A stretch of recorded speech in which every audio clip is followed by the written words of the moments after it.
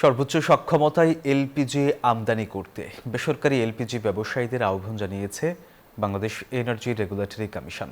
সংস্থার চেয়ারম্যানের আশা, পরিপূর্ণ সক্ষমতায় আমদানি নিশ্চিত করা গেলে আসন্ন রমজানে গ্যাসের কোনো সংকট হবে না।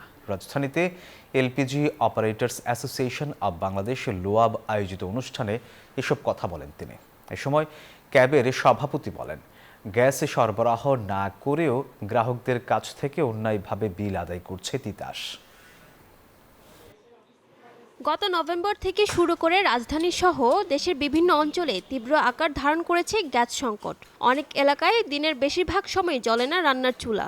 একই অবস্থা হোটেল রেস্তোরাঁতেও। কিন্তু মাসে মাসে ঠিকই পরিশোধ করতে হচ্ছে তিতাসের বিল। একে প্রতারণার শামিল বলছে ভোক্তা অধিকার সংগঠন ক্যাব। সব মশার বিরুদ্ধে সুরক্ষা দিতে এলো বসুন্ধরা এক্সট্রিম অ্যারোসল, মশার বিরুদ্ধে এক্সট্রিম সুরক্ষা।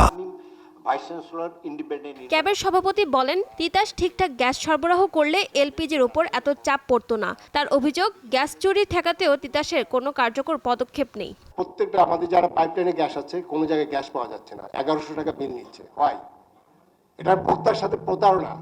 তিতাস গ্যাস বলছে যে তাদের এটা চুরি হয়, চুরি বন্ধ করার দায়িত্বটা কার? এবং তারা যে মেইন যে আপনার গ্রিড লাইন, সেখান থেকে পাইপ দিয়ে বাড়িতে বাড়িতে বিভিন্ন জায়গায় আপনার গ্যাস দিয়েছে। এ সময় এলপিজি ব্যবসায়ীরা বলেন, এ খাতের টেকসই উন্নয়ন নিশ্চিত করতে হলে নীতিমালা সংস্কার জরুরি। হাউস হোল্ডে, ট্রান্সপোর্ট সেক্টরে, ইন্ডাস্ট্রিতেও ক্রমশই এলপিজির ব্যবহার বাড়ছে। 80% এলপিজি অ্যাকচুয়ালি হাউস হোল্ডেই ব্যবহৃত হচ্ছে। আমরা কেন এই বেস্ট প্র্যাকটিসগুলো আমরা করতে পারছি না? কোথায় আমাদের সমস্যা? লোয়াবকে দায়ী করার কোনো দায়িত্ব থাকে না। আরেকটা ব্যাপার বলি, প্রাইসিং কিন্তু লোয়াব করে না, প্রাইসিং করে বার্ক। চলমান গ্যাস সংকট নিরসনে ব্যবসায়ীদের সর্বোচ্চ সক্ষমতায় এলপিজি আমদানির আহ্বান জানান বিইআরসির চেয়ারম্যান। তিনি বলেন, চলতি মাসে 1.5 লাখ টন এলপিজি আমদানি হলে এবং ফেব্রুয়ারিতে আমদানি অব্যাহত থাকলে রমজানে গ্যাসের সংকট হবে না।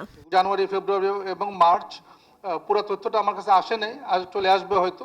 তো যদি ওনারা জানুয়ারিতে 1,50,000 টন এনশিওর করতে পারেন এবং ফেব্রুয়ারির ডেলিভারিটা যদি এনশিওর করতে পারেন, তাহলে হয়তো আমাদের রমজানের সমস্যাটা থাকবে না। আসন্ন নির্বাচনের রাজনৈতিক দলগুলোর ইশতেহারে জ্বালানি খাত নিয়ে স্পষ্টতা দেখার প্রত্যাশা জানান বক্তারা। সাপ্লাই অনেক বেশি। ফারজানা রিয়া, নিউজ 24, ঢাকা।